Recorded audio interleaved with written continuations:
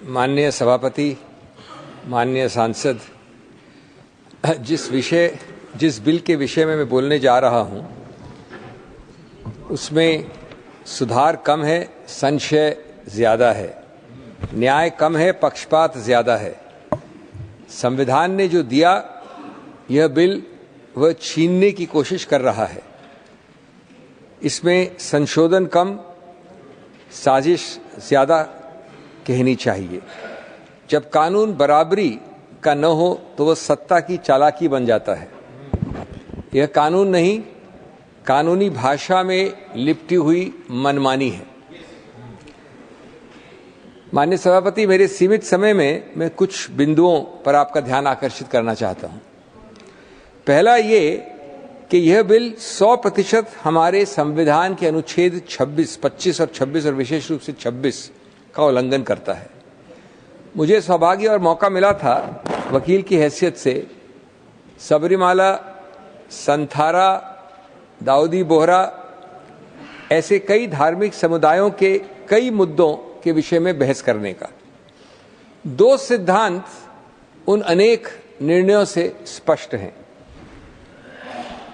और वो सिद्धांत 1950 से बारंबार उच्चतम न्यायालय ने घोषित किए हैं और ये सिद्धांत धर्म तटस्थ हैं, रिलीजन न्यूट्रल है।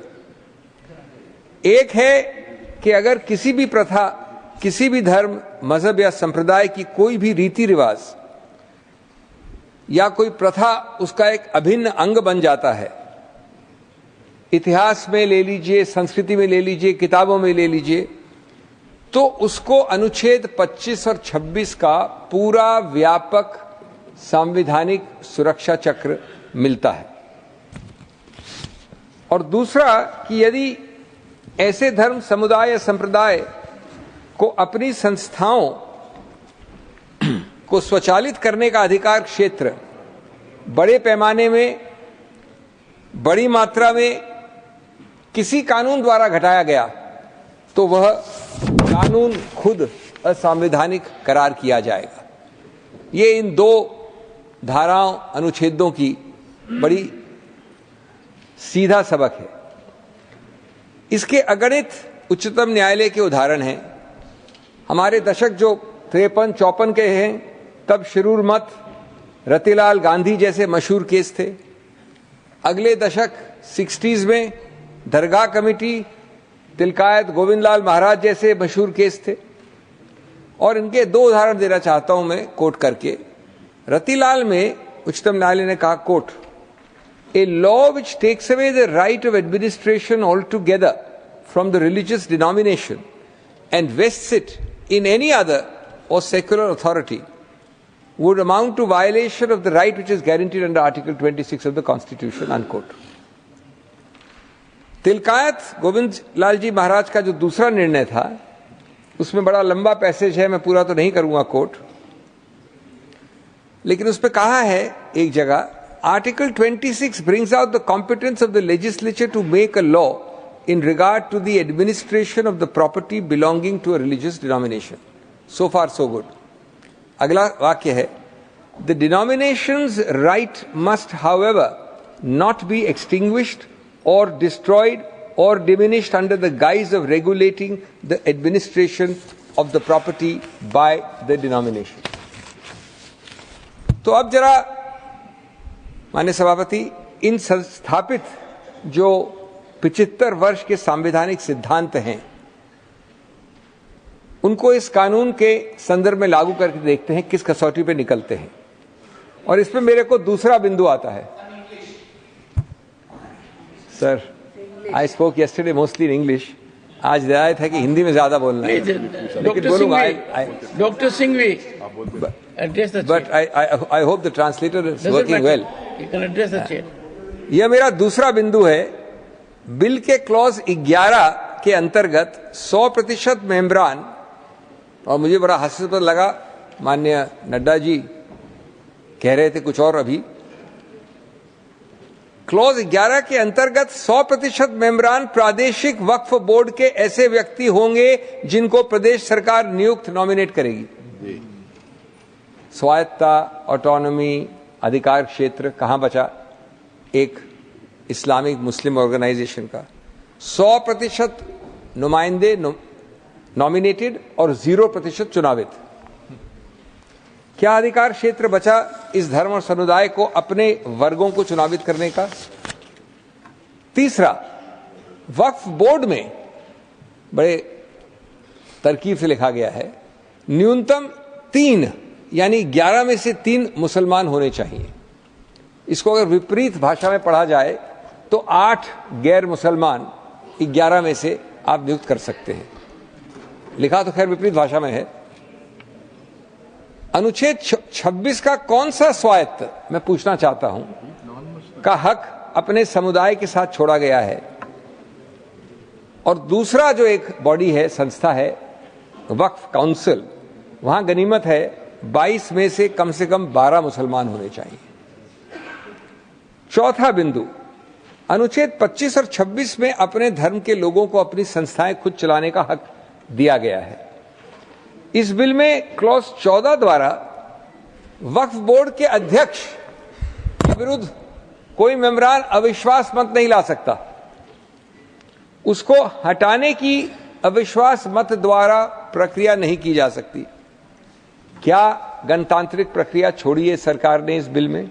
क्या स्वायत्तता बची है? बचा है तो सिर्फ सरकारी नियंत्रण। पांचवा बिंदु, पहले पुराने कानून में वक्फ बोर्ड के सीईओ को मुसलमान होना अनिवार्य था और साथ साथ 2 व्यक्ति जिनके नाम बोर्ड देता था उनमें से एक नियुक्त करना आवश्यक था। बिल का क्लॉज 15 इस वर्तमान बिल का इस सबको हटा देता है क्योंकि इसका आधार है अब बिग ब्रदर नॉमिनेशन के आधार पर इसको चलाएगा। छठा, मैं आपके सामने 6-7 एक्ट्स का नाम लेना चाहता हूं।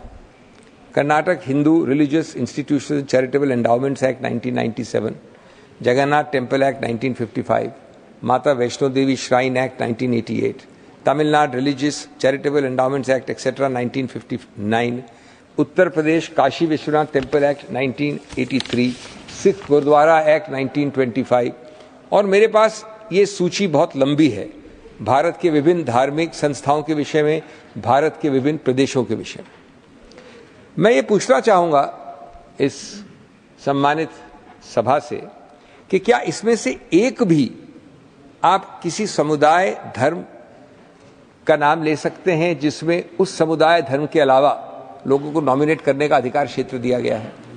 किसी एक में? मैं तो सराहना करता हूं और पूरा समर्थन करता हूं बीजेपी के नए नवेले दोस्त माननीय नायडू साहब, चंद्रबाबू नायडू, मैं वास्तव में सराहना और समर्थन करता हूं उनका, जब उन्होंने कहा कि तिरुपति बोर्ड में गैर हिंदू कैसे आ सकता है। बात सही है बिल्कुल। तो किस आधार पर ये सरकार ये आडंबर कर रही है, ये स्वतैला व्यवहार, ये भिन्न कसौटी एक समुदाय पे? इसका मतलब ये नहीं है कि आप दूसरे समुदायों पे भी यह प्रहार करें। इसका मतलब है कि आप ठीक ठाक तरीके से द्वेष की भावना से यहां नहीं चलें। 7वां मुद्दा, ये जो भी बात हुई वक्फ बाय यूजर की, ये बड़ी रोचक एक कानूनी सिद्धांत की बात है।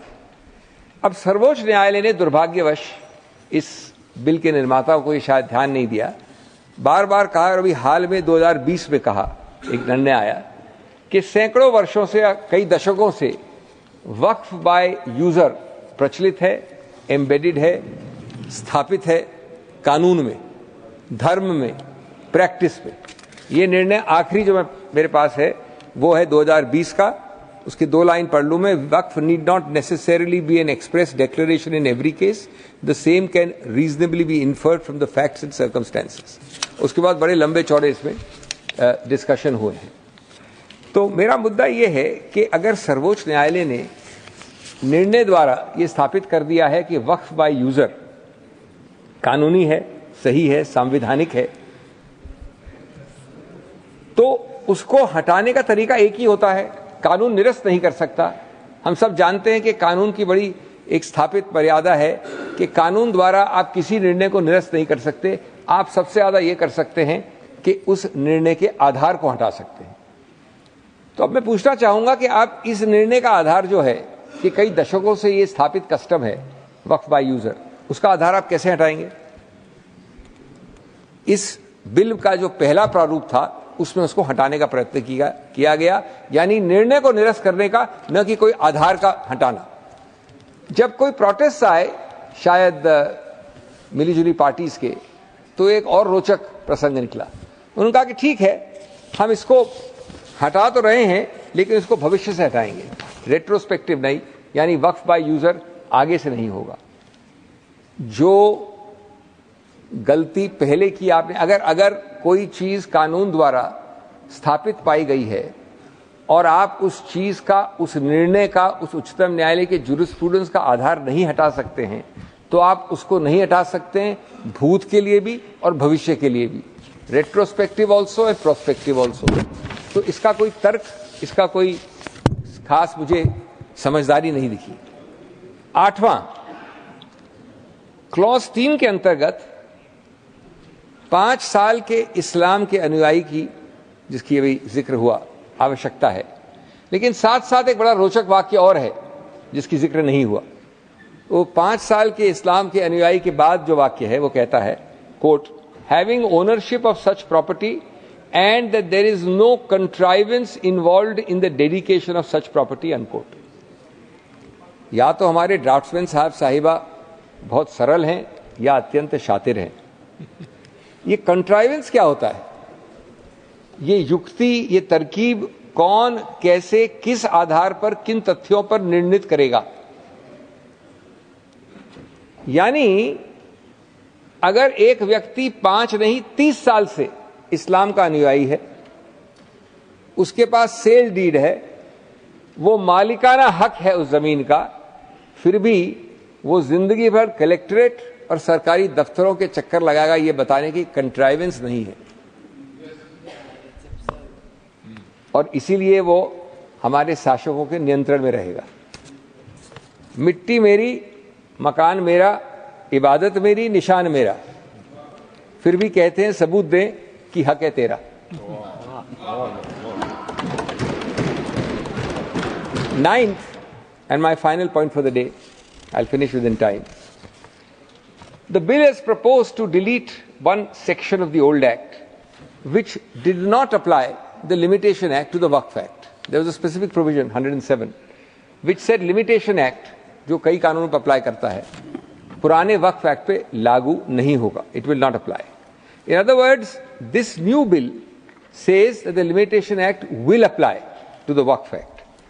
Now, this at first blush may seem to be a positive measure, but on deeper reflection, it is actually designed in favor of persons, and those persons include many government entities, who have actually been illegally occupying Waqf property for many, many years.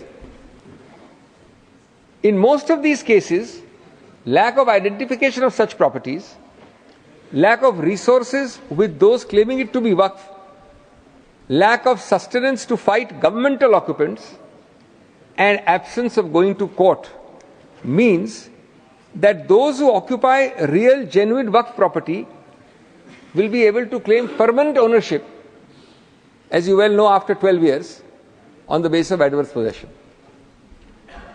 So limitation will kick in after 12 years, because this act says limitation shall apply to Waqf, and the claim of the Waqf that this is genuine Waqf property will be time barred. Here is the irony. On one hand, the bill has omitted the concept of Waqf by user, or at least prospectively now, by an amendment. It disallows Waqfs to be created on the basis of uninterrupted usage over a significant period of time. On the other, the applicability of the Limitation Act, if this bill has passed, has inversely and conversely allowed the government, other government-like quasi-entities, and others outside the community to lay a claim over real Waqf property on the basis of uninterrupted and continued possession beyond 12 years, so long as litigation is not started before that. A property can thus be usurped on the principle of adverse possession. This is a deliberate attempt by the government to further its own agenda by minimizing protection conferred upon Waqf properties with the right hand and on the same time significantly increase its own control and power to permanently claim properties with its left hand. हमारी खुद की छत भी छीनी जाती है हमसे और कहते हैं कि वक्त का तकाजा यही है. लिमिटेशन एक्ट डील्स विद वक्त अपार्ट फ्रॉम वक्फ. जिस जगह सजदों के निशान थे आज वहां दस्तावेज मांगे जा रहे हैं. माननीय सभापति, अंत में ये कहूंगा कि इसमें कई और बिंदु हैं जिनके लिए समय नहीं मेरे को बात करने का, लेकिन अगर इस पर पुनर्विचार नहीं किया जाएगा, अगर इसको ईगो के आधार पर पारित किया जाएगा तो मुझे कोई संदेह नहीं है कि अगले कुछ वर्षों में इसको असंवैधानिक करार